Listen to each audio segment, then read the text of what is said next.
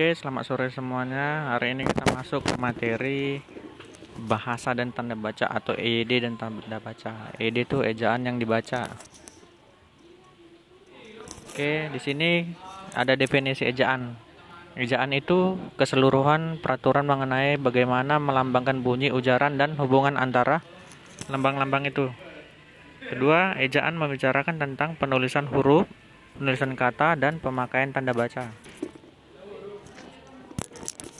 Kemudian ejaan ada macam-macamnya.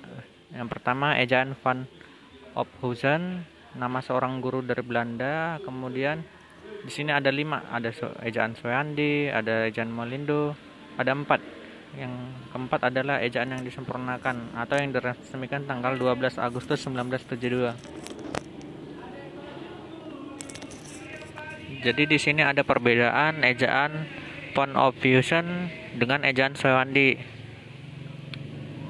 Nanti teman-teman bisa lihat semua di sini. Contoh katanya antara ejaan Van Ophuizen dan ejaan Soyandi.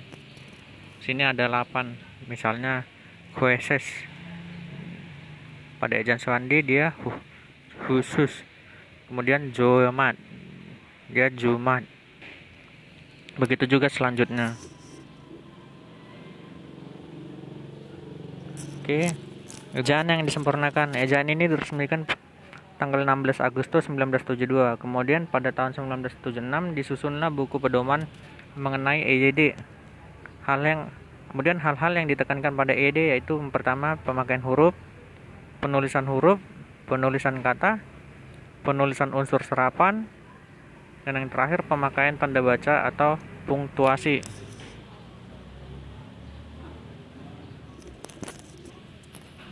Oke, perubahan yang terjadi di EYD dibandingkan ejaan Soyandi di sini ada 3. Yang pertama huruf F, V, Z, Q, dan X diresmikan pemakaiannya menjadi BI.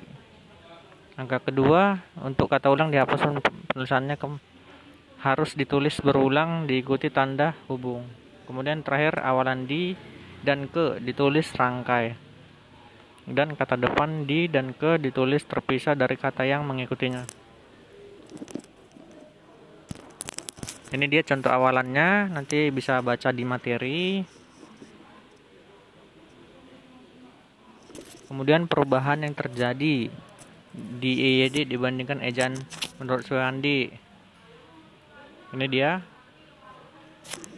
Oke, kita lanjut. Singkatan dan akronim.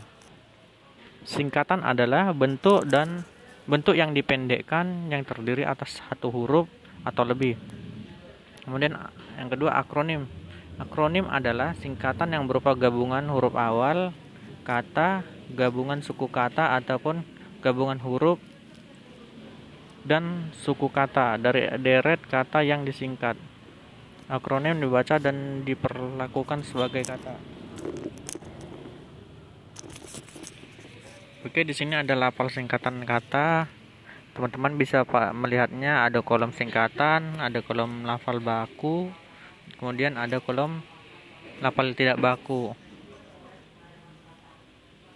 Kemudian contoh singkatan